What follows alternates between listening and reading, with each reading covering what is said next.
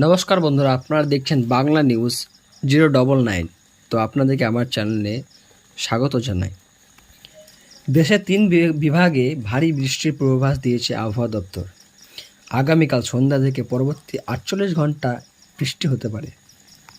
আবহাওয়াবিদের AKM Nazmul হক স্বাক্ষরিত এক বিজ্ঞপ্তিতে এ তথ্য জানানো হয়েছে।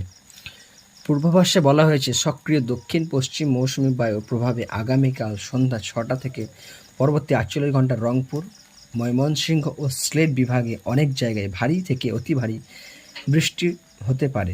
এর আগে আবহাওয়া ডকমকের প্রধান আবহাওয়াবিদ মোস্তফা কামাল পলাশ জানান, মৌসুমী লঘুচাপের কেন্দ্রে ভারতের পশ্চিমবঙ্গ রাজ্য, বাংলাদেশে খুলনা ও রাজশাহী বিভাগের সীমান্তের উপরে অবস্থান রয়েছে। এই লঘুচাপের প্রভাবে দেশের 8টি বিভাগে বেশিরভাগ জেলার উপরে দিনের বিভিন্ন সময়ে ভারী বৃষ্টিপাতের সংখ্যা রয়েছে।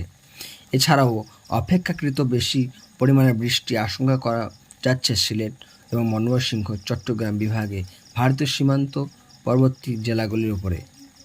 তিনি বলেছেন, নিম্নলিখিত জেলাগুলির উপর ভারী বৃষ্টি আশঙ্কা করা যাচ্ছে।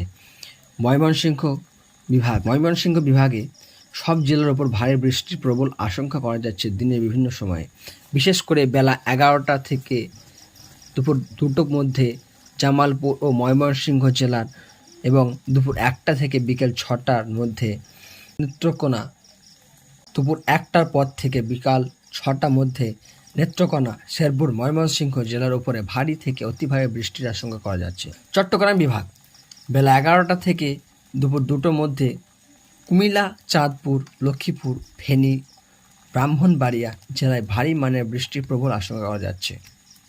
চট্টগ্রাম, খাগড়াগাছি, রাঙামাটি, বান্দরবান, কক্সবাজার জেলায় হালকা থেকে মাঝারি মানের বৃষ্টির প্রবল আশঙ্কা করা যাচ্ছে দুপুর 1টার পর থেকে বিকেল 6টার মধ্যে। এবং সিলেট বিভাগ আজ প্রায় সারা দিন সিলেট বিভাগে সুনামগঞ্জ ও সিলেট জেলার উত্তর দিকে মেঘালয় পর্বত কাছাকাছি উপজেলাগুলি মাঝারি থেকে ভারী বৃষ্টির প্রবল আশঙ্কা করা যাচ্ছে।